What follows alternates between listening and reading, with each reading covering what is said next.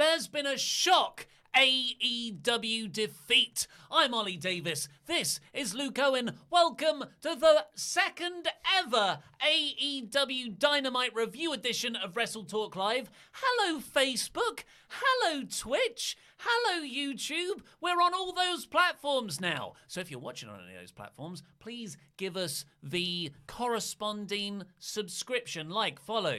I don't even know what Twitch is. Reaction emoticon. And press the like button and put all the comments down there. We will be getting to your super chats as well after we've done our main discussion point, and then again the rest of them at the end of the episode. And thank you ever so much to Beer52. That's right, this show is sponsored by beer. Click the link in the video description below, which is www.beer52.com/WrestleTalk, to get your free case of craft beer in the UK, which doesn't just include 8 beers, a magazine, and a little tasty morsel of snacks, but also 2 more craft beers. So you're getting 10. That's right. 10. That's what Ty Dillinger was telling you on this week's episode of Dynamite against John Moxley. God damn it! I've got to update my head sometimes. Anyway, this is a surreal stout by Dark Arts. I selected this specifically for you. I like a darker beer. And we'll be sampling that after our discussion point. But first, let's talk about the opening match of this week's AEW Dynamite, which was the Young Bucks versus the Private Party. Young Bucks, they're co-executive vice presidents, they're founders of this wrestling promotion. They're the best tag team in the world. It's the first round of the tag team tournament for AEW. They're the number 1 seeds in this tournament. To crown the inaugural tag team champions. Private Party are rookies, Young Bucks. They're the number 8 seed in this tournament. Are super veterans.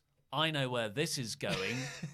They're going to have a really good match. All Private Party just miss out on the victory at the end. Young Bucks go ahead. Getting over in defeat. But Private Party get over in defeat, yes. But that's not what happened. Nope. Instead, we had an incredible series of near falls towards the end, and then the Young Bucks set up for the Meltzer driver, but Cassidy pulled down Nick Jackson off the apron, and Quen rolled up Matt Jackson for the win.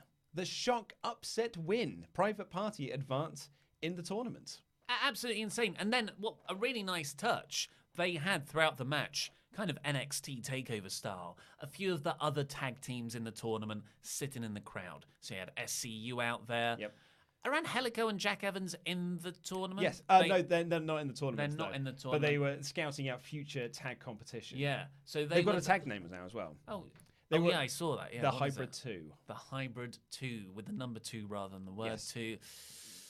It fits their name. You do not like them. I love them as wrestlers. I just that their ring attire is gross. It's this luminous green, looks like an energy drink. Anyway, it was genuinely shocking. Do you think it was the right move? Yes, I do.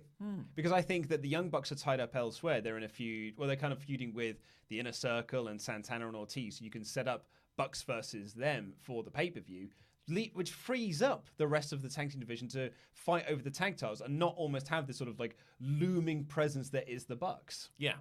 Okay.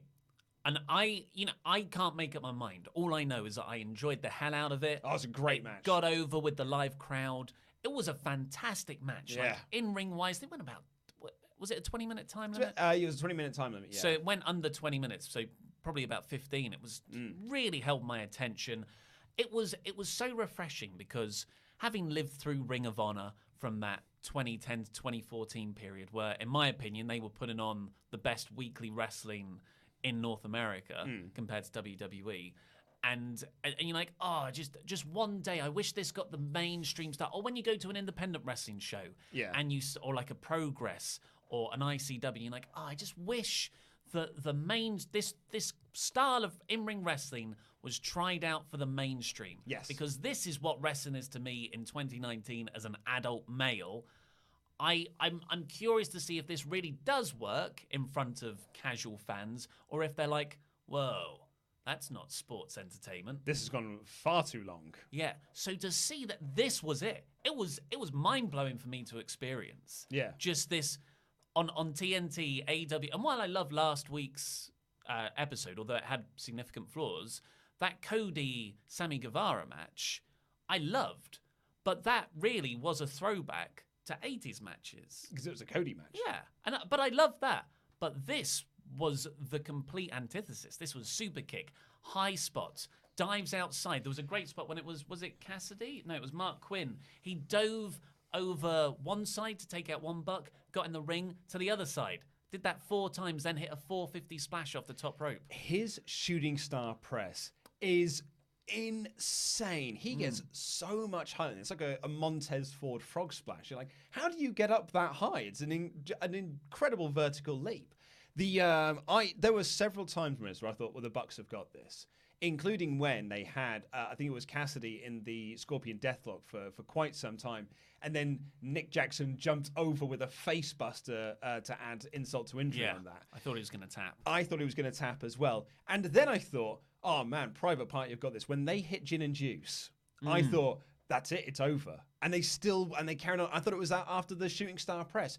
I bought into every single near fall in this match. It was absolutely brilliant. But I also loved the storytelling that was in this match. For me, there wasn't just high spots, because the story they were telling in this match was that the Young Bucks are seed 1, Private Party are seed 8. The Young Bucks went in there to have fun, but then couldn't put them away, so started to get more vicious and started to get more violent and almost started to work a bit heelish. Not like cheating or anything like that, but they were like, we're not playing to the crowd anymore, we're just going to do these spots, we're just going to slam you down and I'm going to try and pin you, because they wanted to win.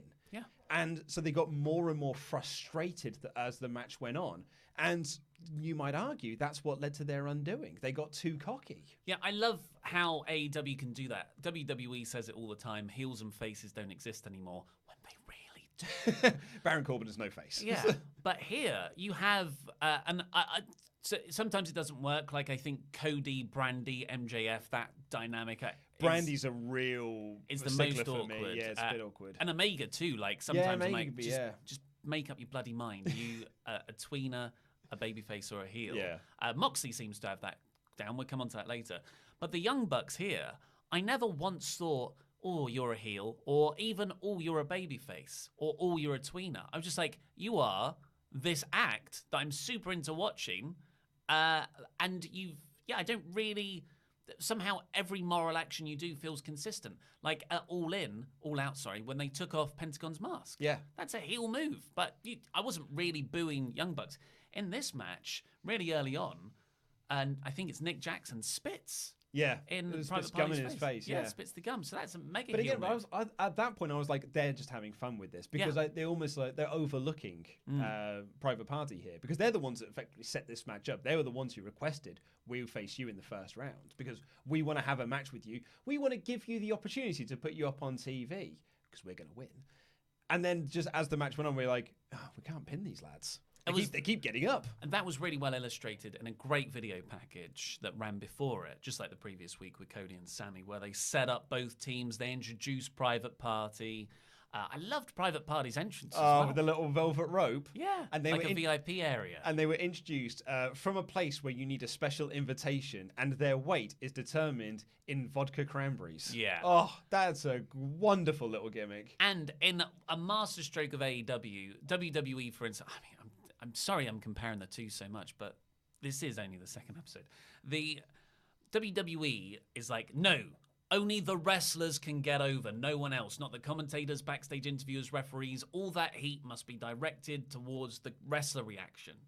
I mean, that's quite stifling. I always used to enjoy, oh, that's Earl Hebner, or, oh, look, we're going backstage with Mike Tenay. And tell you what, they're getting Jeremy Borash. They're getting Aubrey Edwards over as their referee. Yeah, but here it was the mullet security guy, Atlas security guy.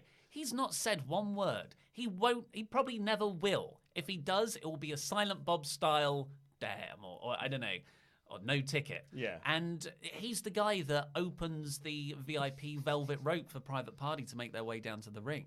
I'm so into him. Yeah, I thought it was really, really great. But I just thought the match was brilliant. It was really, really cool. And I thought that SCU and Hybrid 2 in the crowd sold the win as well. And then Private Party celebrated in the crowd for this shock upset victory. I thought it was a great way to kick off the show. And if this is the standard we're going to get for this tag title tournament going forward, we're in for a very fun few weeks of TV leading up to the finals at Full Gear. Well, okay, so this kind of circles back to what I was asking earlier. Because the more I think about it, the more they're both the right decision. I think you can have the Young Bucks go over, and it's the right decision, or you can have Private Party go over. That's the right decision. With Private Party, you've sort of made these new stars, although I think you could have still made the new stars and have the Bucks win. But with the Bucks, they're the best tag team in the world. They'll go on, they'll have great matches with other teams, and then the best tag team in the world will be your tag team champions. Yeah. That makes more sense.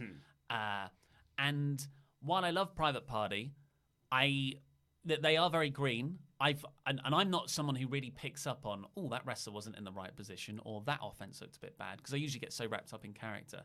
But even I saw a few Private Party moments where I was like, I didn't spot them. Yeah, I was like, oh, that's that looked a bit weird, or he seemed to be thinking about doing the next spot as opposed to making this spot look real. Okay, yeah.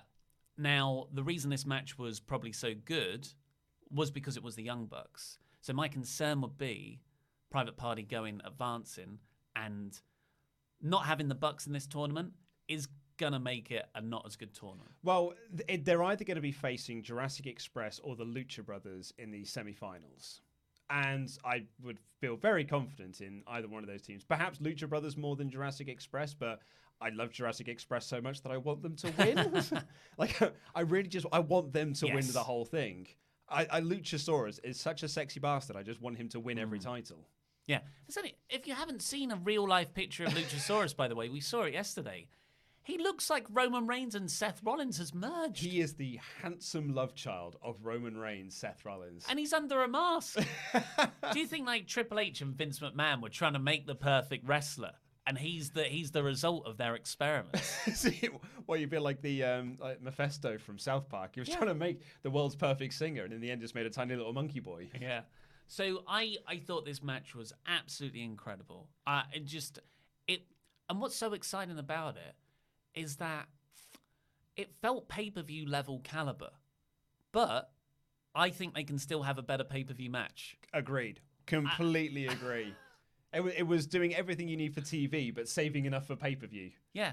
Brilliant. Because they told the story, like you said, but I feel like if they had more to sink their teeth into, there's some really nice back selling as well from Cassidy, yeah, because great spot. Matt Jackson in this moment of fury, almost a bit of frustration that's leaked out, gets Quinn and just runs.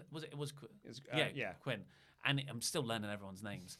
And does this running powerbomb along the ramp and then powerbombs him down. Yeah, he ran for ages. Yeah, it was awesome. So when the hot tag happened about 3-4 minutes later, Quinn jumps in, clears house, kips up. I know, so it was Cassidy, because Cassidy was one that was selling the back. And he did the kip up. Kip up, immediately sells the lower back. Yeah. I was just like, I'd forgotten about that, and you brought it back, and now everything feels like it impacts more.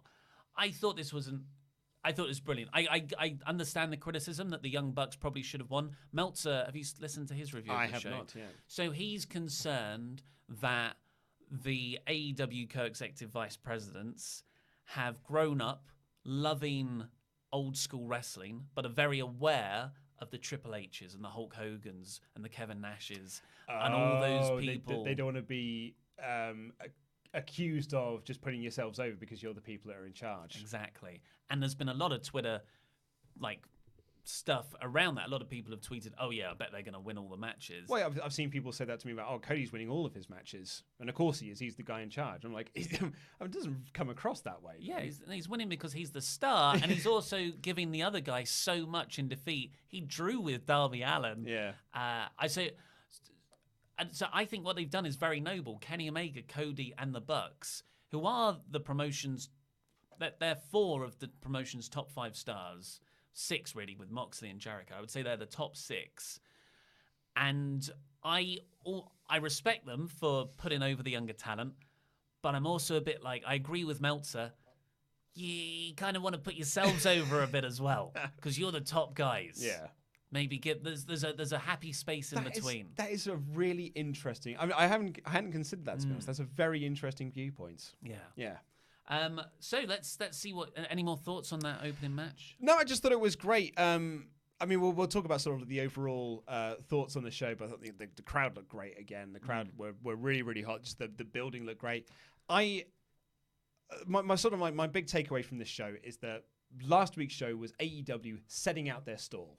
Here is what Dynamite is. If you want to come and pick yourself up a drink here, be our guest. And maybe they ordered the wrong drinks. And so there were a few bits that weren't right. Exactly. Someone asked for a lemonade and you gave them a Pepsi Max Cherry. And you're like, sorry. I'll still drink it. I'll still drink it because it's delicious. But, you know. And but this week was just like, okay, we've sort of set out that groundwork. Now let's do characters and stories. And this week was just littered with character and story, and I loved it for it. Yeah. Just to echo that, I told this story on the podcast intro that we did beforehand. I ran into our bedroom, not my lady partner's bedroom. We share a bed like adults. Mm-hmm. I ran in there this morning way too early after I watched this episode. And I was like, oh my God, it was amazing. It's exactly what I wanted AEW to be. Everything that they did last week, it's like they listened to our review. They fixed it. And there were no logic holes, everything. I wouldn't change one single thing. And she said, oh wow, what were the big things that happened then? I was like, nothing massive, but it was so solid. It was such solid, entertaining wrestling. And she went, oh, okay, so it's like average. I was like, yeah, it was above average. And she's like, you're so excited for an above average show. And I said, yes, I am. Because this feels like the benchmark. This feels like the milestone they're going to use going forward. One more thing. I feel like the commentary's clicked as well. Oh, commentary was on fire for this episode. So good. JR cares. Yeah. JR, I was really... And I'm so happy to say that because I love JR. I grew up with JR. He's the voice of wrestling in my childhood. And he's been salty JR for the last 4 years. And I've wanted to like him, but I just can't get on board with him. I feel like stuff might have passed him by. And that's very sad to see your childhood heroes sort of age and not be as good as they once were. But here... I felt like he was. It's not peak 100% what he can be, but I feel like he's on the right track. There was one moment in particular that I wanted to call out to, which it was during the women's tag match, and they did a Vader bomb, and Excalibur called it the Vader bomb, and Tony Schiavone just goes, are we calling that a Vader bomb now? It's like, is that officially just what the move is called? And they're like, yeah. And then him and JR had a joke where it was we were going to call it a Leon White bomb, but it didn't have quite the same ring to it. And like, all three of them just shared this lovely moment where Tony Schiavone found out that, oh wow, Vader's got a move named after him. Yeah, really, really cool. So let's get on to your super chats after we've sampled this delicious surreal stout. Oh, I'm so excited for you to try this from because you are a stout man, aren't you? Of course, you can get your free case of craft beer. That's 10 beers, a magazine about those beers, and a little tasty packet of snacks. If you go to WrestleTalk.com/WrestleTalk, UK viewers only, you just have to pay for postage and packaging. So this is a beer of 4 malts and bags of whole hops to deliver a decadently deep and indulgent experience. A luxuriously smooth mouthfeel, followed by spicy hop notes and full flavors of chocolate, licorice, blackberries, and figs. The finish is rich and satisfying with a lingering roasted bitterness. This is delicious. Oh, yeah? I'm not getting the licorice, which is good because I don't really like licorice. It's high on the malty set, aren't It's thick. Yeah. That's what I like about it. By the way, Silky Mouthfeel is the name of my sex toy. It's very tasty. Go and get yours by clicking the link in the video description below. It really helps us out as a channel. That is thick. Because we love Beer 52, and it's nice to... that if you sign up, it looks good on us, and we can keep the relationship going. Thank you very much. So, the super chats. Who's our modder today? So we've got Alex, who is getting our super chats in, but also the mod mother is in there as well, keeping you all in line and making sure you don't say horrible things. Double mods. Double mods, mate. Double mods. Alex probably needs a nickname. He's Northern Irish, that's all I know. Well, you called him Modman last time. He likes Modman? Well, I mean, he hasn't said as much. Alex, just put in the document what you'd like to be called, and we'll probably call you something else. So, some super chats about the Bucks and the Private Party opener. James McCall writes, the pops that Mark Quinn got when he was diving outside the ring and Darby got at the end of the show were louder than any in WWE in recent months. Yeah. The crowd were on fire again. Yeah. And this isn't a spoiler, but from what I've seen of NXT, it's a bit more of a tepid crowd. Oh, really? I haven't seen anything from NXT. It's roughly the same people. And there's less than 1,000 of them. You're talking, how many people were at this show? 4 or 5? This one? Yeah, about 4,000 or 5,000 people, yeah. Sold out. It looked great. The sound was great. Apparently I'm really excited. Apparently it wasn't in Boston, though. I got an email about this today. It was in Lowell, Massachusetts, which is down the road from Boston. Near Washington. Interesting. Mike Dempsey, I kind of want to party privately. Ooh. So I guess he's excited about it. Yeah. Christian Baltimore, hearing the tag team wrestling chant was amazing. Yeah, that's right. Tag team wrestling. So that's a new one. That's good. Yeah. Haven't heard that for a while. And that's good because it's like, I wonder how many people went there who haven't really seen AEW and the sort of tag matches the Bucks have had prior to this. They might have been like you know when Pete Dunne and Tyler Bate had that NXT TakeOver match and the whole crowd just started chanting UK. Yeah. And it felt like that was their first real exposure to how cool UK wrestling was. Yes. I got similar vibes from this with tag team wrestling. Yeah. Nate dropped surname. How a Private Party an 8 seed with only 7 teams, LOL. I mean, I'm speculating here. I don't know on this one. I wonder if it's as the tag team division overall, and then including Hybrid 2 within that, who have got championship wins elsewhere, which has seeded them higher, despite the fact they haven't got the best win-loss record in AEW. I thought seeding would be for the tournament only. So isn't it because Dark Order get a bye? Dark Order did get a bye, but they beat the Best Friends, who are also in the tournament. Huh. I don't know. Yeah, I don't know on that one. I'm as I said, I'm projecting my own thoughts onto that, as opposed to being like, well, this is what they have said to make it. It probably doesn't make sense. That's the sort of like that. That's so deep in the weeds that I don't mind if that's because I didn't pick up on it. But the stuff last week where no DQs. Yeah. That's probably bad.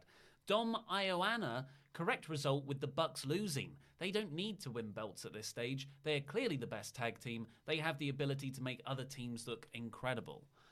Which is a really interesting way of looking at it, and quite a WWE one, I would say. Like, oh, this team's so good, they don't need the belts. Whereas the old school mentality, and one I tend to agree with, is they're so good, they're the best tag team, they should have the belts. If you're the best team in the world, you should be the champions. Yeah. So I understand where you're coming from. Yeah. But I disagree. It is interesting because I can see both sides of the argument, which is why I don't hate the decision either way, really. Just very much enjoyed it. Well, that's it. And that's so great where you can book wrestling storylines where there are multiple good outcomes. Or as opposed to like The Fiend at the weekend. There was only one good outcome and loads of bad ones. Yeah. It's better to have loads of differently, equally exciting prospects that all make sense.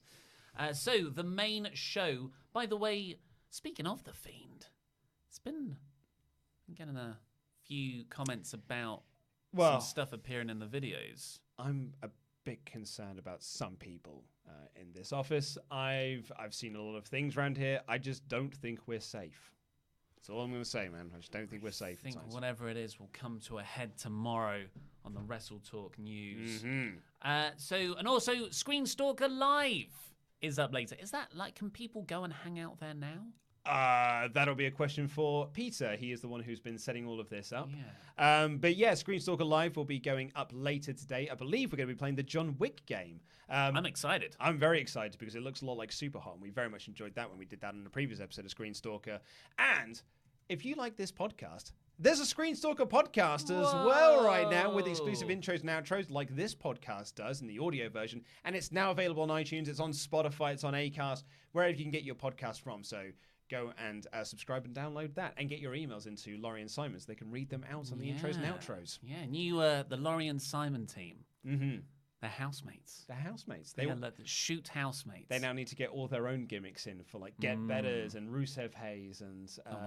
Well, that's what I mean. Is they can't just steal our gimmicks. They've got to get their own ones now. Okay, so let's get on with the rest of the show. Luckily, we started with the opener, so we can kind of go through chronologically. After the Young Bucks match, we had all the heels. So last week, I was a bit trepidatious about this. Because I did think, it feels a bit mid-card of evil. There's just a bit of 4 random lads just thrown together. You're friends because you're heels. Sorry, did I say 4? 4, but one. Santana and Ortiz are one person. Yeah, sure. 4 acts. 4 acts. And that's Chris Jericho, Jake Hager, Sammy Guevara, and Tito and Ortiz. You've done it again. Santana and Ortiz. I'm a bit annoyed. I mean, a lot on myself, but also us as a duo ourselves, because Stephen Larson started calling them XLAX. Oh, that's good. So good, and I'm like, kind of wish I know it's their thing now. Anyway, so they're with XLAX, and they come out. So I was a bit concerned that this sort was just 5 rando lads. They're all together because they're the heels, and it could be a bit mid-card of evil. But in this one promo, they stopped feeling like mid-card of evil and felt like an actual faction. An actual faction with a goal and a common purpose and a reason for them all being together. I'm still not 100% sold on it. I still think it feels a bit mishmash. But that's not to say that this promo from Chris Jericho wasn't an absolute home run. Mm-hmm. He is incredible. And I'm watching this and I'm thinking, this is why you are the champion. This is why you have to be the top title holder in this company, and probably for a long time, because he feels so big time. He's got that mainstream recognition from his WWE career. And, I love Hangman Page, but imagine if Page won. Yeah, I think Page was ever going to win. No. But to your point, I couldn't imagine what it would have been if he had won. Although, actually, I thought Page was wicked on this show.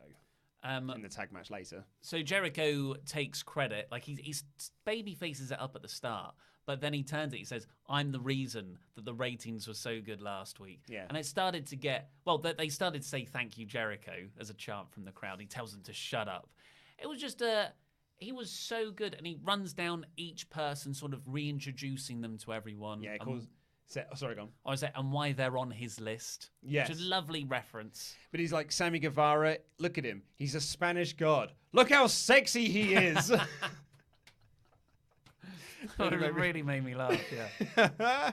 And then said Santana and Ortiz, they're back alley brute. And I like it. They're on my list. And then he said Viva La Raza. Yeah. On Eddie Guerrero's 52nd birthday, which was nice. Nice little touching. Yeah, it was an Eddie chant. Absolutely. And then turns to Jake Hager and said he's the craziest MMA fighter.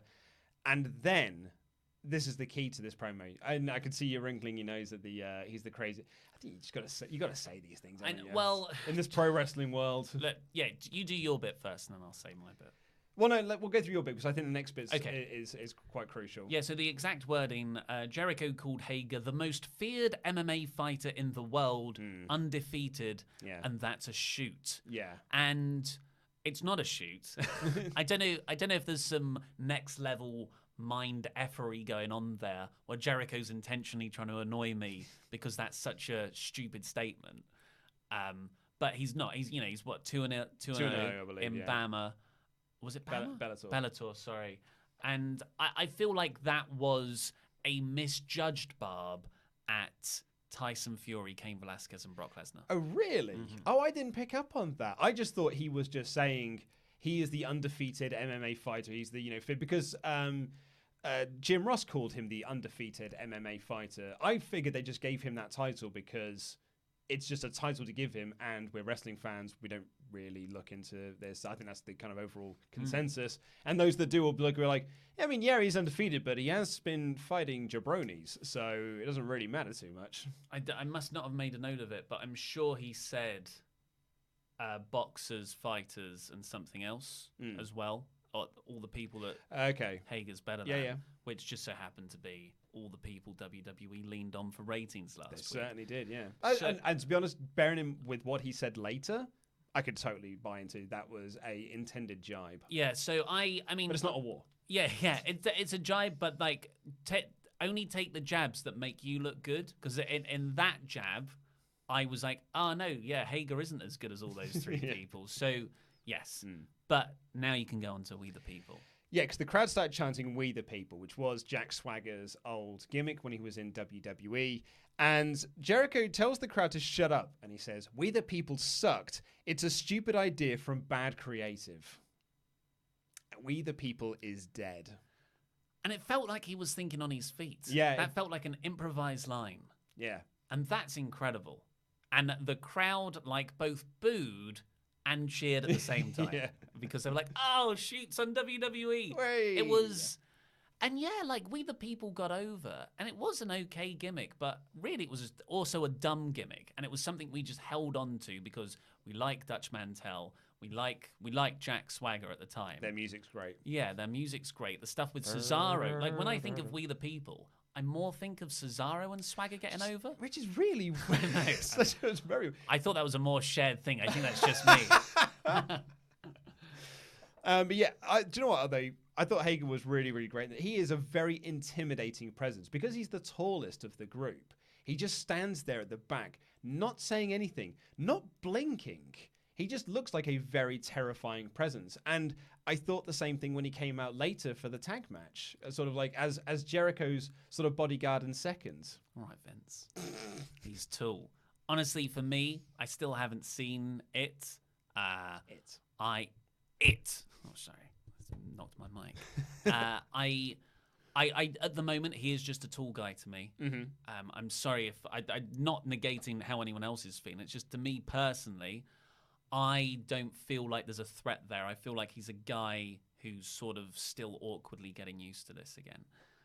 But you know, Jericho did a very good job at making this mishmash of a group feel like something coherent. He said they're called the Inner Circle. Yeah, which I thought, I mean, I said this in my review later, but I may be like way off base here. It just so happens that TNT sent out through their Twitter account like a feedback form to AEW's Dynamite debut show, and that was from TV Inner Circle. Like a group, I guess it's like a group think tank or sort of like a sort of an independent group that you can hire for sort of feedback on shows. Yeah. And it kind of works. Like, so maybe it's a reference to that. It might not be. It might just be very much a coincidence thing. But it totally works for their group. Because the story here is that Jericho came into AEW with no friends. And he very quickly alienated himself from everyone by acting in the way that Jericho does. But ever so, like week by week, more people are seeing it Jericho's way. Santana and Ortiz sort of approached him to be like, we thank you for what you've done for this company. And that's why they were the 6-man last week. Sammy appreciates what Jericho is doing. He's brought in Hager to be his sort of like, so it is, Jericho didn't have any friends in AEW, but now he does. And that's his inner circle. Which also, I mean, I didn't actually think, I've literally just come to me in my head. It's a Vince thing. Because Vince always has his inner circle, and you have to try and get your way into the inner circle in order to be sort of like considered to have your opinion heard. It very much could be that. I wonder if it is that. Yeah. There's also a level of meta-ness going on here, which is totally in Kenny Omega's ballpark, and the Bucks with their self-referential style as well of booking storylines. The actual inner circle are the people who own and run the company, which is the opponents of the inner circle. Yeah. So it's interesting how they've managed to create this unified force that the actual unified force are having to come together to take on. Yeah. So Cody, Omega, and the Bucks actually feel like quite distinct units when really they are the inner circle. Yeah. So yeah, I think it's really, really good. I think what Jericho did here, it was an excellent promo. He came off like an absolute star. At the end of it, he brought, of course, because he's a pro, brought it back to the next opponent, brought it back to buy this pay-per-view. Yeah. Here's why. He calls Cody rubbish, doesn't like his family. He calls Dusty Rhodes a jerk. And that is like a god in this promotion. His brother's a moron, speaking to Dustin, and he'll beat the S word out of Cody. The ever-loving S word. Uncensored. And then he's going to have a little bit of the bubbly. Superb promo. Yeah, and then Excalibur said, I've just had a text message come through to say that they've got a t-shirt now on Pro Wrestling Tees, which is a really nice way of AEW promoting, hey, go buy our new t-shirt, but not have essentially your babyface commentator say, go buy the heel group's t-shirt. It was more like the insider thing of being like, I've just had a text message. They've already got a t-shirt up. Do you know about this? Yeah. It's apparently Pro Wrestling Tees' store crashed. Because I guess they've never had... You got to imagine... I'm going to predict after last week's rating, you got 1.3 million people watching. And they are all probably super into this. If you Pro Wrestling Tees has never had an audience of 1.3 million people being directed to their site at one time, so you can obviously see what happened there. Yeah. Very good for them. Great way to tie in merch, like you said, without it feeling overly pushy. Just this whole show, I would not have changed a thing. That's not to say everything was this memorable, all-time great moment. Absolutely not. But I had a problem with literally nothing. Yeah. And that is such a pleasurable experience. Next Totally up, we got Jimmy Havoc versus Darby Allin. A really nice bit of matchmaking to set up a world title shot for the next week. Well, I found this to be really interesting because this match was announced on Tuesday, I think. It was like Monday or Tuesday. It was definitely Monday it was announced. Right. And I got instantly very excited because I was like, oh man, that's great. Havoc versus Allin. Yes, please, mate. I'll have that. And then the winner becomes the number one contender. This is big thumbs up. And instantly everyone was like, that doesn't make sense. Why those two? What about Pac? Where's this? What about this person? What about this person? And Cody responded to one of the more reasonable people to ask this question, being like, well, Jimmy beat 3 of the top prospects in the Cracker Barrel Clash, so we feel like he deserves this opportunity. Allin went all the way with me at Fyter Fest, and we to a time limit draw. I'm currently the number one contender, and he beat Shima on AEW Dark, who's a legend. So that, like, those two together, sort of like within context, yeah, these two do deserve a shot to then get a shot at the AEW Championship. And all those people that were talking about Pac then became a character motivation for him later in the show when he came out to be like, why am I here for the chit-chat? I should be in that ring as the number one contender. Why am I here for the chit-chat, pet? is verbatim what Neville said. Yeah, Pac. Yeah, sorry. Whoa. What's wrong with me? I said Ty Dillinger earlier. So I love it. I think it's great. Plus, you can even make the argument, yeah, Pac, you've got a really solid win-loss record. You've beaten Omega, you've beaten Page. Those are 2 of our biggest guys.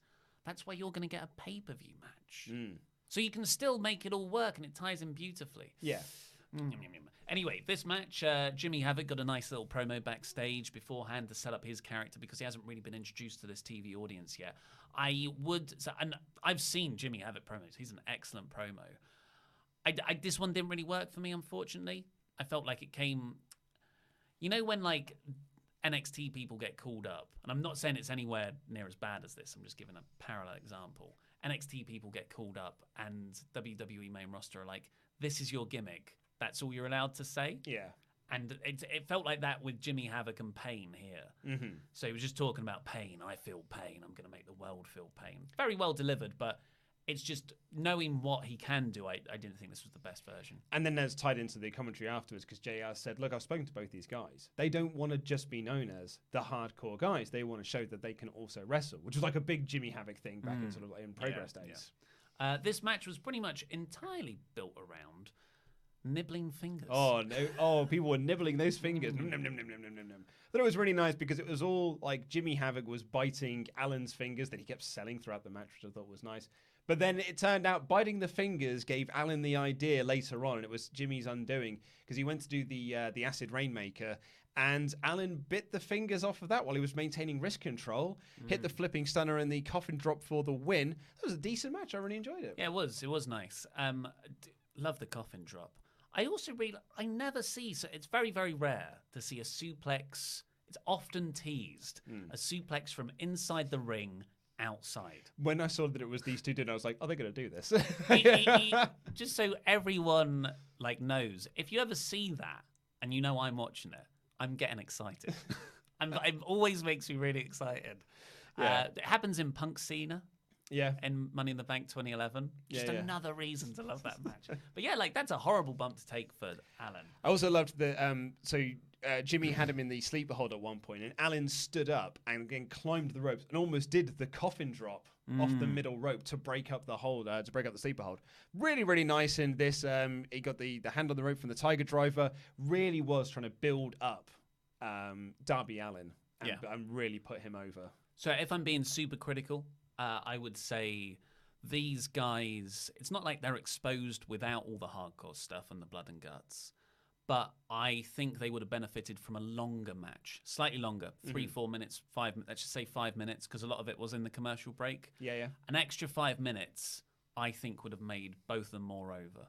Yeah, I could certainly agree with that. It's actually very interesting watching this via Fight, because when the Americans I didn't watch the Fight feed. Oh, did you not? No. So I watched the Fight feed. It's very interesting because obviously you Americans are watching this on TNT. You're getting ad breaks. We're not getting ad breaks. We're getting continued action, and we had access to that.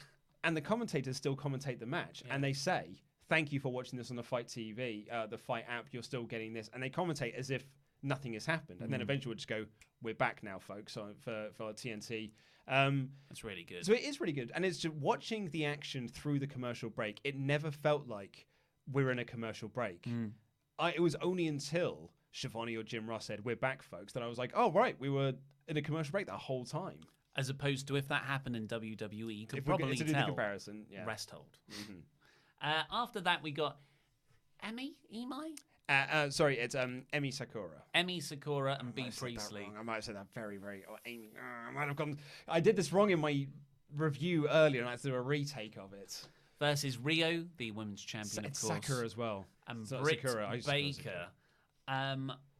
It's weird seeing an Asian Freddie Mercury work heel. I just assumed that would be total babyface.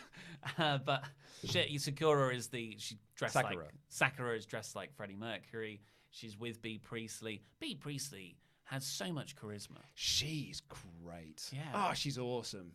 Yeah, she's really, really good. I would say out of these four, like Britt Baker she didn't really feel like she had anything. But after this match was done, I thought, God, I love the Freddie Mercury stuff. Rio is just this insanely sympathetic babyface. I'm so into her. Yeah. And it's just the pop she got when coming out. And I'm really surprised because, that sort of champion, and she's, let's be honest, she's one-dimensional. She's like, smiles. Yeah.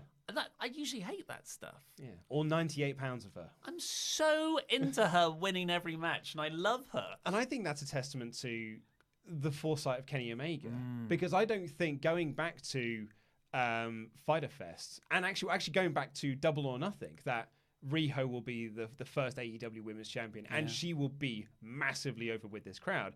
But Kenny Omega is clearly the guy who's been going to bat for her because they work together, they're training partners, and he's going, she is an absolute star. We make her champion, she's going to be so over. Yeah, and it's nice to have a babyface champion. Yeah.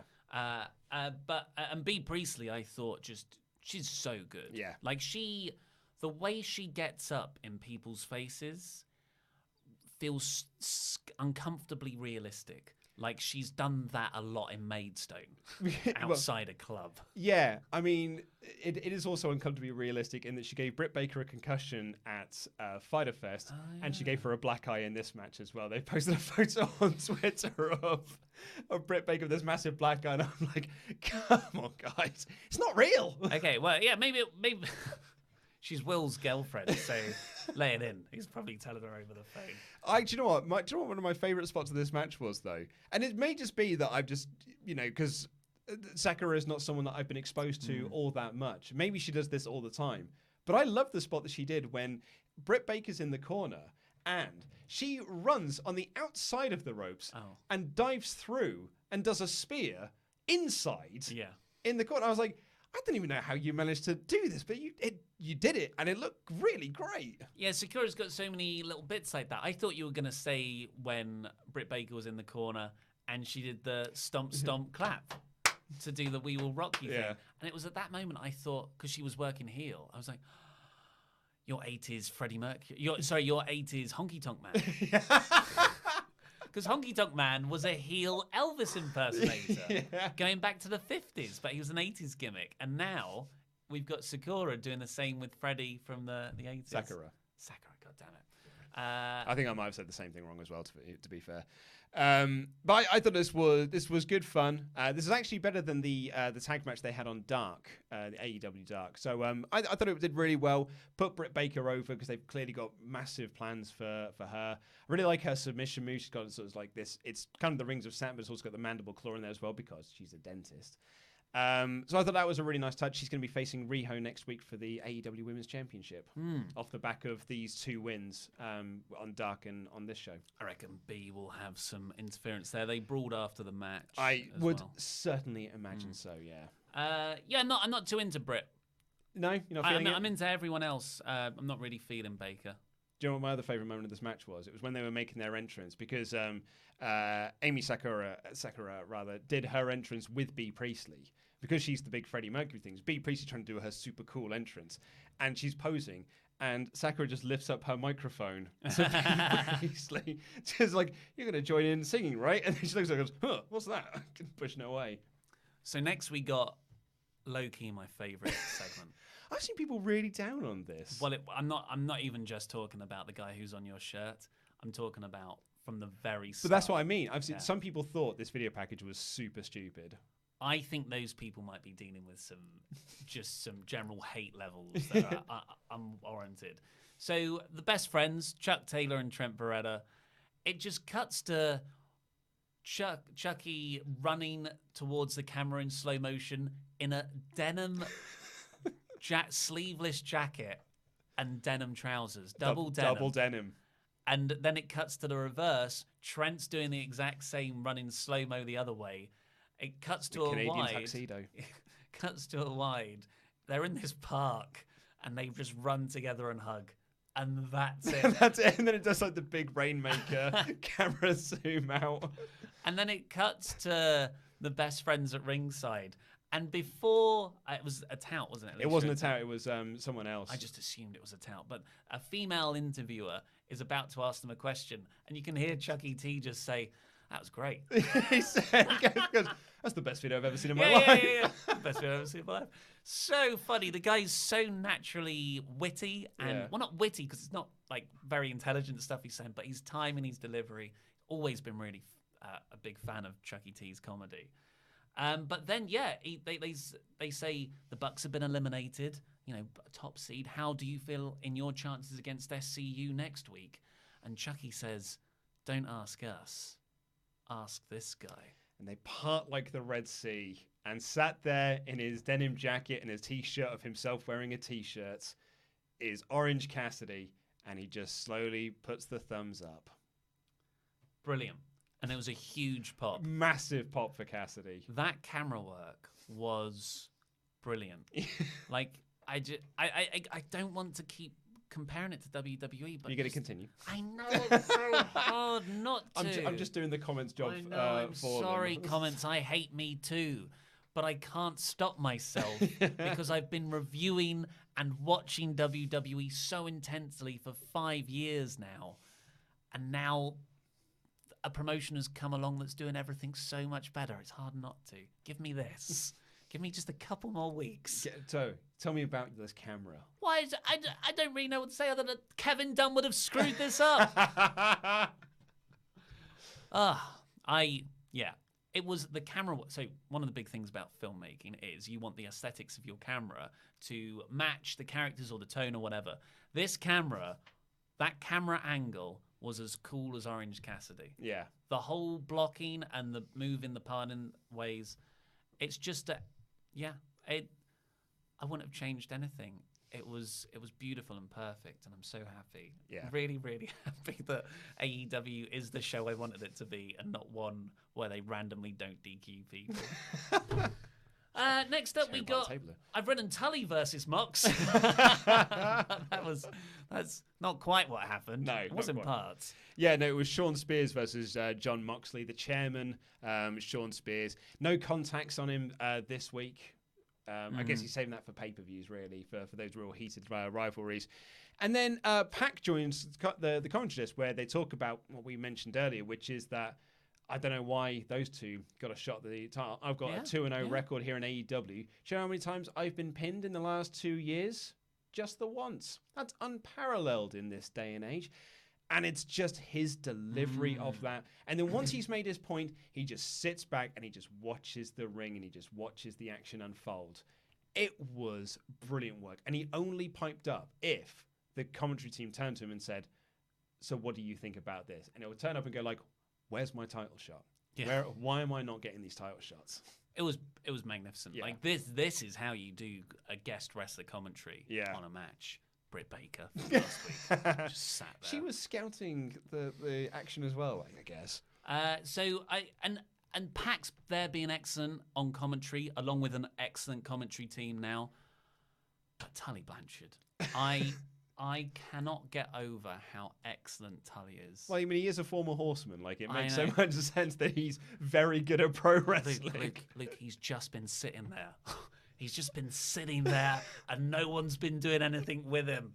And AEW and Cody most likely have had the foresight, or rather hindsight, to go, hey, we should probably use this incredibly talented guy, and just pairing him with Spears. It just clicks. It just works. He does need some wins, though. He's 0-2 now, is Sean Spears. I think they might have picked up a win in a tag match, but like in singles competition, he's 0-2. And also, as well, this is Moxley's AEW in-ring debut. This is his debut match because he didn't get the match at all out due to the staph infection, which means we didn't know that Justin Roberts was going to transfer his John Cena entrance to Jon Moxley.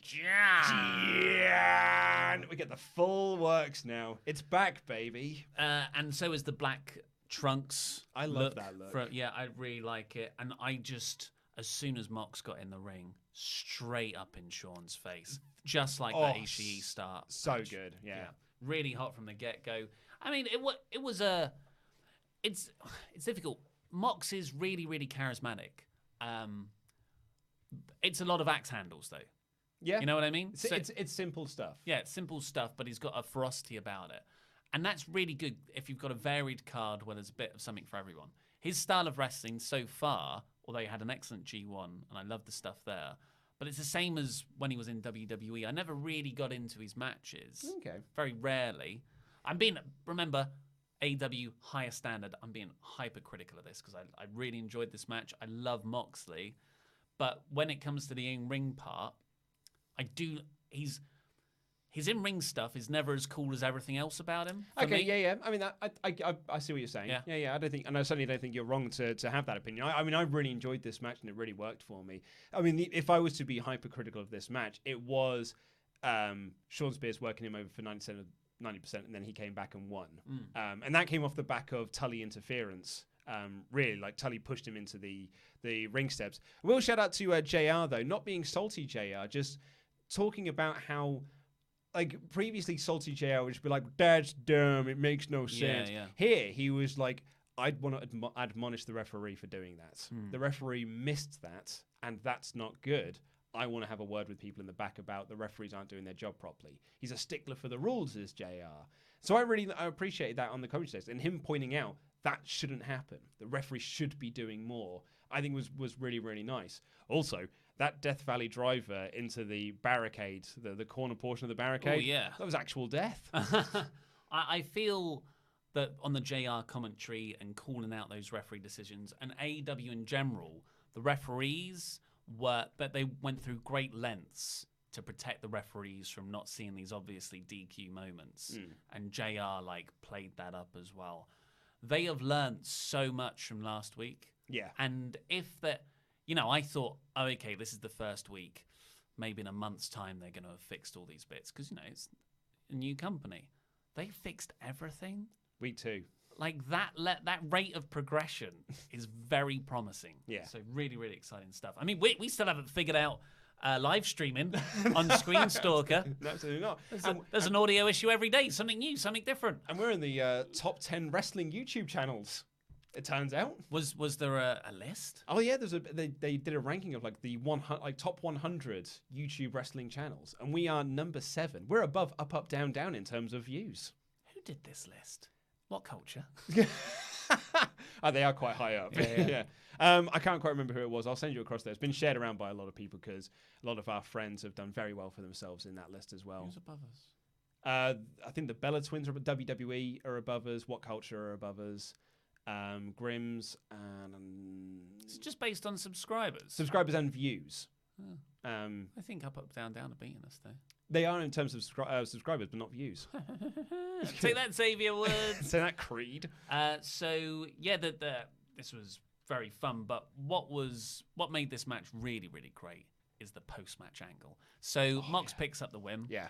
And Kenny Omega just appears at the top of the ramp afterwards, and he has a baseball bat wrapped in barbed wire and a mop, a broom in barbed wire. Yeah. And he just, like, Moxley gets out the ring, he's down the ramp from him, and Omega just throws in the bat. Yeah. And it is just such a badass challenge. And this is Omega. This is how he likes to tell stories, that sort of comic book. Like, this felt like a comic book panel, Yeah. one page where they're both looking at each other from across a divide. And, Moxley picks up the baseball bat. They're just about to go at it. And then Pac hits Omega in the back of the head with a chair. Yeah. Beautiful. Multiple feuds, multiple stories. Different motivations, this big sort of 3D fleshed out world. You hold off on the Mox Omega big hardcore brawl with barbed wire, you've got to presume, and you add Pac in it all seamlessly. Just fantastic. And just the cherry on top of this was that Mox is now standing over a lifeless Omega with a baseball bat. You've got to think, oh, okay, I know Mox. He's going to beat the crap out of Omega when he's down. But he thinks about it, and then he just discards the bat and walks off. Yeah. What a character moment. And it's very interesting as well because, not to spoil next week's AEW Dark, but one of the matches on there is Kenny Omega versus Joey Janela in an unsanctioned match. And, that is, Moxley has had a match in AEW. He had the unsanctioned match with Joey Janela. Oh, bollocks. I say in my review it's his in-ring debut. Technically, it's not, it was unsanctioned. Yeah. So it wasn't. Bollocks, I just remembered that. Because I was just thinking then, and that's a mirror of what Moxley did when he came in and he had his debut match. It was the unsanctioned match against Joey Janela. And that kind of ties into what Omega's promo was about Moxley. It was like, you wanted to be me. So you went to Japan, you did the G1, you wrecked your body doing that. Nice. And now he is trying to do the Moxley thing. I think that's a really, really interesting sort of character piece for it. Bugger, that's annoying though. Might see if our editor can re-edit that if he's already finished it. It's just all really great. Apparently that match, by the way, I don't know if you've heard, is an absolute blinder. I've heard it's brutal, yeah. Like 25 minutes all around. There's only 2 matches on Dark next week, yeah. It's only an hour show, though, isn't it? It is, yeah, but there were 4 matches on this week's Dark. That's how that ends. Really, really good stuff. And then we've got our main event. I'm like, bloody hell, this show has flown by. Only 5 matches. Yeah, 5 matches. It's Hangman Page and Dustin Rhodes, the Natural.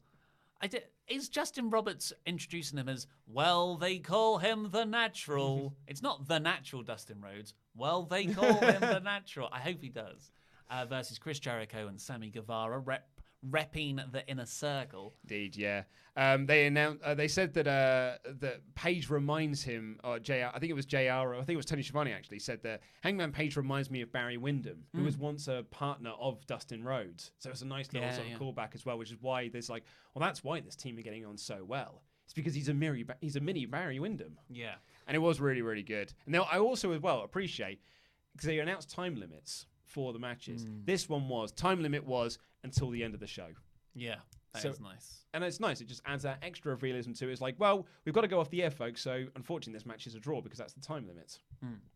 That wasn't how it ended, though. No, it wasn't. Yeah, I'm saying, but that is good. Jericho comes down with Jake Hager as the Muscle, this was just Dustin was really, really effective in his grizzled veteran role. He got a hot tag at one point and was just moving. It wasn't the running boom, boom, boom. It was, I'm going to move, come over here, do a move, come over here, do a move.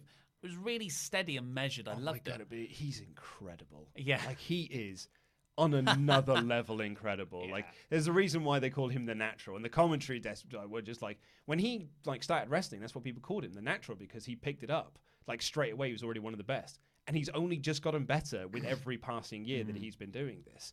Do you know you put Tully down earlier, Tully versus Moxley? My spelling mistake for this week is I've written Dustink. Dustink. Dustink Rhodes. Incredible.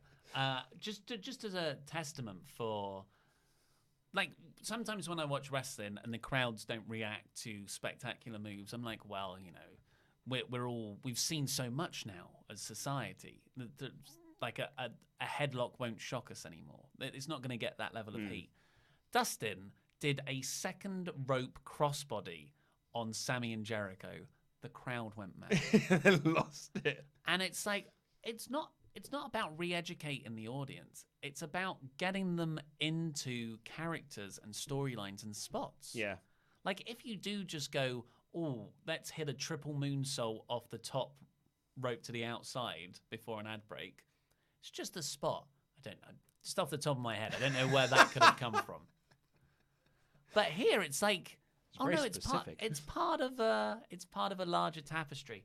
I loved it. Simple moves can be over if you're into the people doing them. And on top of that, when you do a running shooting star press like Hangman Page does, it will also get the big reaction because it popped me. So I'm like, good Lord, that's incredible. Like, that's an attractive move. Like, it looks great. So Hager starts to interfere a lot. He's like whacking Dustin behind the referee's back. Stopping Dustin from cheating himself, actually, who's going to low blow Chris Jericho in the corner. And then a Judas effect for the win. Yeah. And then, you can't do this every week, but my God, this was the best of WCW Nitro. Wasn't it just? For a couple of other things I wanted to shout out in that match, I thought Hangman's discus lariat was absolutely like beautiful. Havoc hit a discus punch. Yes. Earlier in a different match. That was great. Oh, so good. I really, really enjoyed that main event, and just I couldn't get over how good Dustin was. So after that, as if that wasn't enough, like really good wrestling, here's some cracking angles that further a ton of different feuds here for you right now. So let's try and I'm just going to do a play-by-play. Go for it. Stop me if I forget anything. Judas effect for the win. It's now a 3-on-1 brawl. Page comes in, but Hager takes him out, and they sort of brawl off into the distance. So previously, I thought it was going to be Hager and Dustin, but maybe it's going to be Hager and Page, which is a bit more exciting to me because the other one is WWE 2008. Then it's 2-on-1 on Dustin in the ring. Cody chants, the lights cut out. The lights come back on. There's Cody in his full suit. He's behind Sammy, takes out Sammy, squares off against Jericho. Of course, they're going to have the full gear match for the title. But Ortiz and Santana run down and beat him up. They're all beating on Cody. And then out comes MJF, Cody's best friend. MJF loves Cody. He's his mentor. He's there with a chair. He's going to save him, but stops. And Jericho and Ortiz and Santana hold Cody in position. Like, go on, hit Cody with the chair. Now's the time. And MJF, thinks about it. Or does he? Was it just a way to throw them all off and then he saves Cody? That moment was absolute fire. Yeah, do you know what? I've written in my notes here, MJF rundowns for the save. Oh, no. Oh, no. No, he doesn't! I'm totally bought into it. I really bought into the turn. If this was another company, it would have been the turn because they just rushed through something. They turn the heel. They turn the heel, yeah. You just look at and you say, nah, you're being a bit melodramatic or that's hyperbole. Literally happened with Kevin Owens and the New Day this year. Yeah. It was the week after, and they burnt through so much booking that could have happened there. This, I've got to feel, it'll probably happen next week now. I've got to feel 6 months, 9 months down the line, we're not going to see another bit of tension like this, and it will happen when we least expect it, but MJF will turn on Cody, and when it happens, it's going to be a nuclear program. Yeah, in the same way, actually, I was thinking about this, because Jericho's got the best record in AEW at the moment. I mean, he should do, he's the champion. When he gets that first loss, I really feel like it's going to mean something.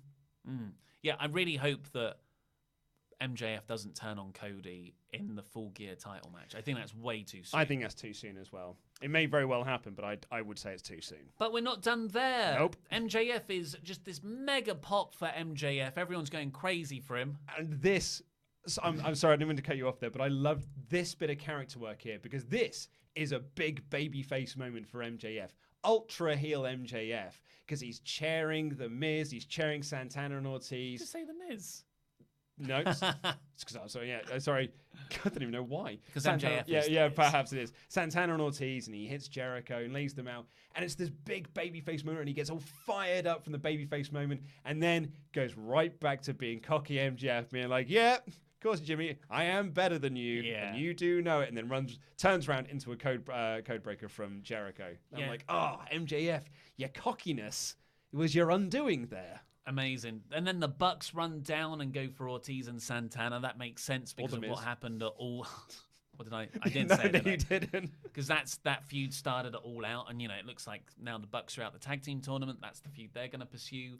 And then it's just like, what a 10-man tag this has got to be to main event a big episode of AEW go-home episode soon. before Full Gear. Yeah, Cody, Young Bucks, MJF, and Dustin. Yep. Against... The Inner Ortiz, Circle. The Inner Circle. Really, really exciting.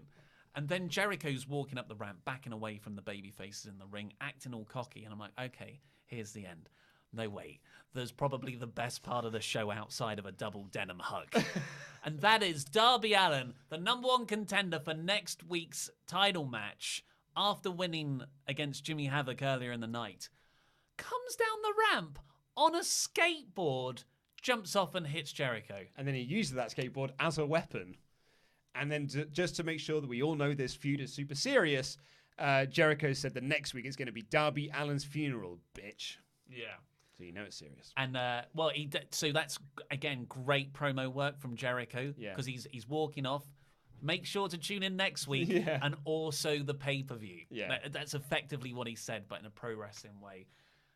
Brilliant. So many entwining feuds, so much chaos, so much fun. Luke, it's a 5-star show. Are you going for? I'm blowing my load. I'm all in. This, to me, I enjoyed it so much. I enjoyed it so much more than last week. I wouldn't change a thing. I know I always say you need 3 memorable spots to make it a 5-star thing, but sometimes you just got to go with your heart, and I feel it. Freaking love this show. And it did have those moments. It had the skateboard. It had MJF. It had the double denim hug. It's 5 out of 5. Flawless show. So excited. And I've fallen in love with AEW all over again. I thought it was an amazing show. Absolutely amazing. 2 hours of television. Loved it. Yeah, loved it. Well, let's see what your super chats are saying. If it's this good every week, we can't talk for 70 minutes about the show. That's what we've done. So, also, we've got some suggestions for the mod, Alex Mod's name. Yeah, I've just seen what that first suggestion is. Because of his Northern Irish heritage, he is the backstop. The backstop. The backstop mod, Alex. So we've got a few more from the Inner Circle and Jericho chat. These are new chats. These are new ones, yeah. So KJ says, the Inner Circle feels like the mid-card of Evil 2.0, just a bunch of heels teaming up for no reason. I mean, I covered this earlier. I think they actually do have a storyline reason to get together. And it all spins out from Jericho's debut in AEW. I do think it's a bit mishmash, but they seem to be making lemonade out of those mishmashy lemons. But they've also got one of each. You've got a tag team, you've got your high flyer, you've got your super heavyweight, and you've got your heavyweight in there. Jobber JJ496, Holly Davis's #1 fan, says Jericho swearing on TV was great and taking a shot at WWE creative was funny, and I'm glad there was a shock because it makes it less predictable. Yeah, totally agree. Tim Arndt, I didn't like Jericho using terms like shoot. It breaks my immersion and just reminds me that the rest of the show is predetermined. So that's when he was talking about Jake Hager. Yeah, but it shoot is what he means is just when it's real talk, not like that is real. It's when Paul Heyman used to do it on ECW, he'd say like that's a shoot. This network doesn't like us, and this network doesn't want us on TV, and that, my friends, that is a shoot. I see what Tim's saying. A shoot interview. Yeah, I see what Tim's saying though, in terms like, so everything else isn't real. Well, no, but because I think it can be interpreted both ways. Yeah, I meant it more like it was the shoot interview as opposed to. That's a shoot score, and this is a fake score. Yeah. The Stanman 222. Jericho pushed over a ref. How will he put food on his table with the ensuing $100,000 fine? But Jericho's Le Champion. Have you seen his house? It'll be fine. Yeah, that's pocket change. Mike Dempsey, please talk about Jericho killing We the People dead. Yeah. Oh, yeah. Oh, he baby. shot that dead. No one was chanting it afterwards. No, absolutely not. Because if they did chant it, they're technically chanting for WWE, the way he framed it. Brilliant. Johnny 5. Oh, man, the actual robot from Short Circuit. Hopefully. Jack uses We the People in intro for MMA fights. Interesting. That's fun to know. Yeah. I bet he's at the back as well with his gimmick table, selling We the People t-shirts and 8x10s. Zach Icon Lindner says Inner Circle sounds like a Meet the Fockers reference. I think I'm starting to think it's more a Vince reference. And as you said, sort of like a meta commentary on AEW's management. Anwesh Mishra, I don't think Inner Circle will help any of the members apart from Sammy Guevara, as all the other members are already over. I wouldn't say that, actually. Ortiz and Santana are very new to this audience. Oh, yeah. So, and Jake Hager needs a lot of rebuilding. Mm-hmm. So yeah, no, I agree. think Jericho is elevating all of them, and they're providing some muscle for Jericho. So it's a really beneficial partnership overall. Yeah. And Nate dropped surname. The chair page threw in Hager's face. Wow face emoji. He launched that thing. Yeah. Oh, yeah, he did. On the subject of Darby Allin, Tim Arndt says, idea for Darby. He beats Jericho next week, then decisively beats Cody in a Fyter Fest rematch at Full Gear. Would that build him up well or too strong? Too strong, especially for this stage in his career. Like, he's got something, but you want to pull the trigger properly in 2-3 years' time. Mike Dempsey, Pac versus Darby Allin. Predictions, wants, needs.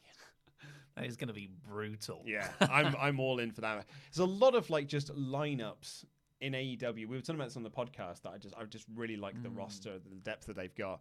So yeah, so there's a lot of times you just sort of hear the two names, you're like, oh, okay, I want to see that. Young Bucks versus XLAX, for example, to Steelers, Stephen Larson.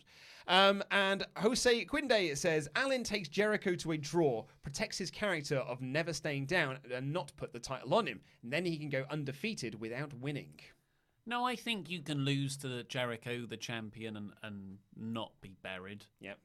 I wouldn't like that. I don't think. Yeah. John Moxley on the subject of him. Mike Dempsey. Mox is Austin with a bit of hair confirmed. He has got that swagger about him. Mythroll. Mox should be Sting. Limited wrestling, pure chaos. I wouldn't mind that actually. Yeah, because like I said, the in-ring stuff is where I start to get a bit bored, especially if he's being worked over. Mm-hmm. But if he's just brawling crazily everywhere, I'm really into him. The Adnap 2. The Janela match was unsanctioned. That's why it wasn't on Mox's win-loss record. And that's why I thought it was an in-ring debut. Yeah. That's what happened. I saw the 0-0 and I thought, oh, it's an in-ring debut. Of course it is. And it was unsanctioned, which is why... That's very nice. That's a little attention to detail. It's perfect, yeah. And then idiot over here just forgot a match happened. You really got your WWE brain on. It's my bloody job. On the subject of the Wednesday Night Wars, so we'll have to go through this carefully because we don't want to do any NXT spoilers. We apologise actually for last week where we did accidentally we dropped some NXT spoilers because we were just chatting about it, but this is, it's new territory in terms of doing NXT and AEW reviews on the same day. It's just surprising when CM Punk always returns. Yeah, that was a shocker on NXT. I thought he was going to Fox first.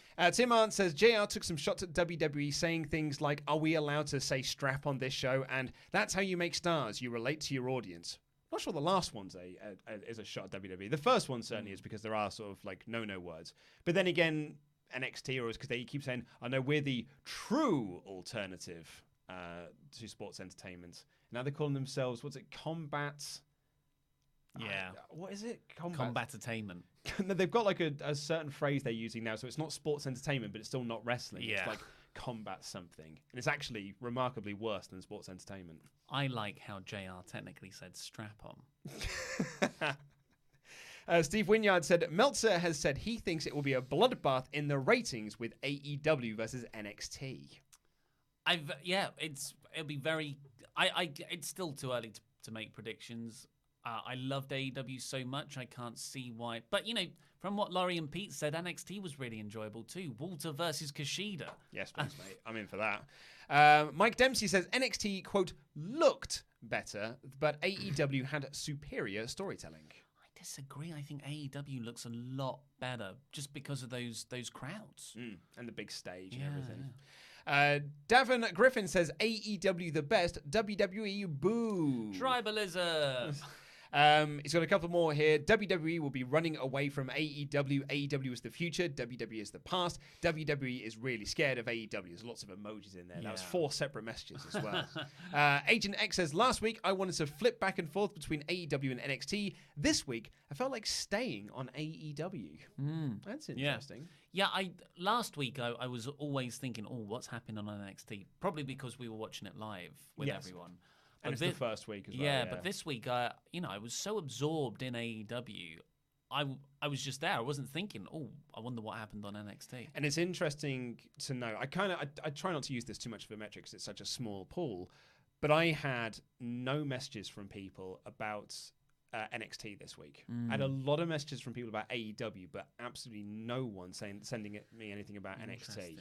Yeah. And lastly, on that subject, Perga B says, I am glad we're getting good wrestling, but I wonder now, how will this push WWE, as we can tell it is not? Hell, if Brazzers can burn WWE on writing, also, do you think that AEW should start talent hunting?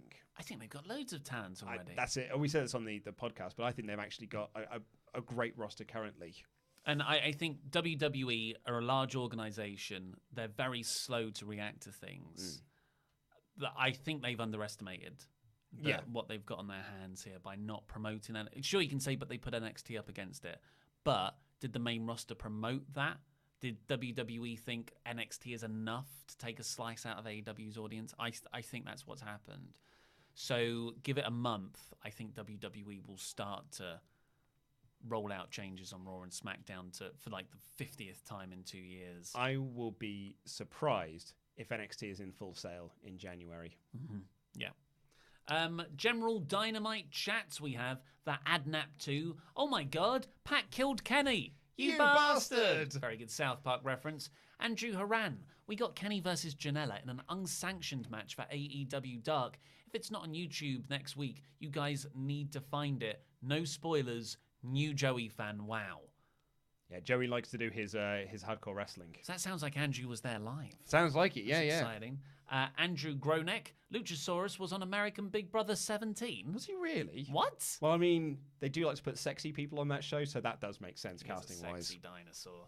I have never seen a naked Mexican, writes. It was a fun show. That wasn't just me making a confession or a plea. It was a fun show and the 2 hours flew by. Yeah, those 2 hours really did fly, yeah. Mike Dempsey, Spooky Team wins it all to cancel WWE bad booking. Spooky Team. I don't know what he's talking about there. Not sure. Maybe that's his version of the Inner Circle. Chris Jericho should have called them the Spooky Team. October, Halloween Havoc. James McCall, hearing Ross and Shivani call a Dustin Rhodes match gave me happy feelings. Oh, mate, it was so nice. Love JR as well. Just saying, like, have you seen a better match this year in this country than Dustin versus Cody at Double or Nothing? And they were like, yeah, no, I haven't. And I was like, yeah, you're right. That's going to be in the top 10 matches of the year, hands down. Don't worry, the backstop. Mod Alex has come in to save the day. Spooky Team. Oh, Dark Order. Right. Thank you. Cheers. Thanks for that. So, wins it all to cancel WWE bad booking. So it's still, to cancel out, yeah. Z Farns Wellington, loving AEW and the way they tell a story. Shag me to death and call me Pauline. Absolutely loving AEW at the moment. R.I.P. The Fiend, you poor sad soul. Or Rip the Fiend. Yeah, Rip the Fiend. Shag me to death and call me Pauline. The Adnap 2 blackout entrance. Cody to Dark Order confirmed. There's a couple of times where I thought, well, because the lights went out before Sean Spears' entrance as well. I was like, oh, the Dark Order are here. Get some minions out there. Yeah, it was a good effective reveal. It did feel a bit jarring because Cody doesn't usually have blackouts, but it was really fun. I also think it's fairly telling that we haven't seen the Dark Order or the Librarians on TV since the debut. Yeah. I feel that is, again, one of the things, because AEW have been very open about this, Tony Khan in particular, that we made some mistakes in those early shows, and we're now trying to, like, we're assessing everything we did wrong and trying to work out what we can do to make it right. It's almost like we're the people that matter in this, the fans, not some Saudi billionaire. Crazy things. What a nice thought. Ziggy Gamma, are the tag rules lucha style? What qualifies a DQ? Now, I said this on the AEW Dark review that I did yesterday. A lot of that just like, once a person gets thrown out the ring, the other person just sort of steps in, the match continues. And I'm like, it wasn't a tag though there. And I don't think they did enough to kind of like cover that on commentary. But again, that was taped obviously after the first week of Dynamite. I think they did a better job this week of having more sort of like consistent logical rules. Benny Sato, Tomo's #1 fan. You've got too many nicknames. Ken DeLeon, I know that's you. You can't get your case of free craft beer. I concur, great show. Yeah, well, yeah. So he's on board. And Nate drops surname, this is how you build young stars. Huge rubs for all the young guys, MJF, Sammy, Darby especially. Love the show. I'm so excited for wrestling. Yeah, that's what I like to hear. You know what? Out of all the stuff AEW have done, this is the first, like pay-per-views included, this is the first one where I'm like, this is exactly what I wanted. Yeah. Yeah. This was the one for you. Because going back to all the pay-per-views, I'm like, oh, that was a bit weird, or all librarians, or that match not all of it was a little bit below expectations. Do you want me to do non-specific chats? Yeah, I've just suddenly realised I haven't got the Patreon shout-out sorted. So if a new schedule. Yeah, if you can get that for me, that'd be this great. is just general chitter-chat. Seth Amphetamines. Hey, Luke, I like Deftones as well. Oh, yeah. Lovely time with the boys. Yeah, that's a shout-out to the latest episode of WrestleTalk After Dark, where I was talking about a specific Deftones song in a very awkward situation that I now can no longer hear without thinking of said awkward situation. But yeah, the Deftones are great. White Pony is a stonkingly incredible album from start to finish. Mike Dempsey goes on a super chat rampage here. Tim Arndt is a WrestleTalk smelly mark. Clap emojis. Tell Tim Arndt he's the man. I want to party with him. Tim, you aren't the best. Oh wait, yeah you are. So entrance music. Volta versus Henchman 21. Mars 21.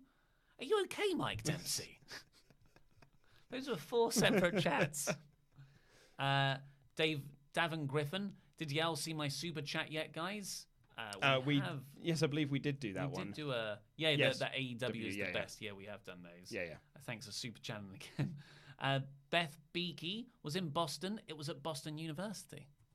Okay, well, the person who emailed me said it was in Lowell, and then said that it wasn't sold out either. Small Afro Games. That's Jaron Walker.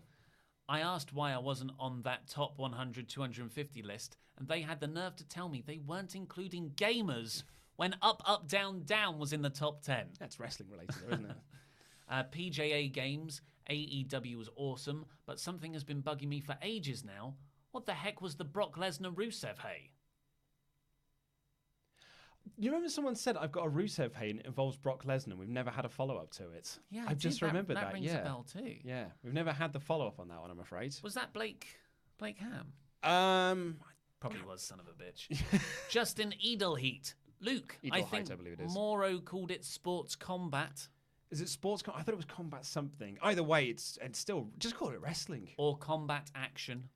Yes, Combat Action, something like that. Mortal Kombat. Just call it wrestling. Pavi let Andy out of his cage. Going to be at AEW next week. Excited for the matches. Oh, mate. Really exciting. Got 2 championship matches. And a donation without the message. Thank you, Dylan TV.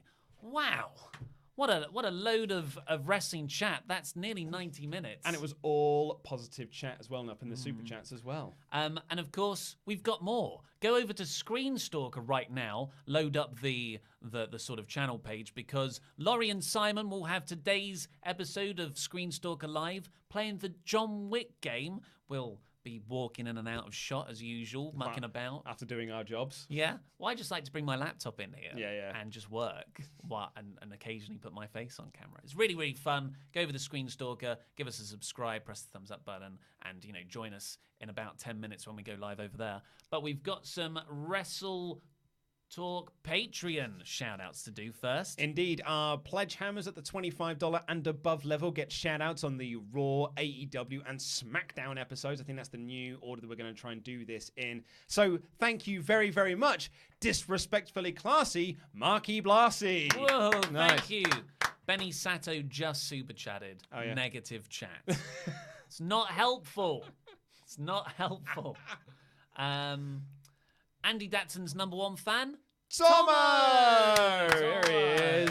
Rob Steiner Recliner. Whoa, yes. Yo, Adrian. Rocky. Nice, Oh, bit of lovely sly stuff. there. Bad Connection, Thomas Lagden. There's a pun. Nice. Woo! Today's Tom Sawyer, Mean Pride. Cha-ching, cha-ching. Great song. You love that song. Sorry, it's me. Leader of the Boys, Dalton Sizemore. Whoa! Nice, yeah. The incredible Tarzo. Yes. Jeremy spoken glass today. Smith. Hey. Whoa. And Leisure Suit Larry. Oh, thank you so much, everybody. much. Just going to check that no more super chats have come in. We're looking good. Yes. Okay. Way. Go over and join us on Screenstalker right now because Laurie and Simon will be having all levels of fun with the John Wick game, and we'll be joining in too. Chopper Pete will be there. It's a whole load of fun for an hour. It's really, really good. And like movies and video game news will be wrapping up too. And please press the videos that have just appeared on screen to catch up with the latest awesome WrestleTalk things, and this button right here, which will make you a pledge hammer on Patreon. I've been Ollie Davis. This has been Luke Owen, and that was WrestleTalk Live. And we are trying out a new way. Pete, it doesn't of work. ending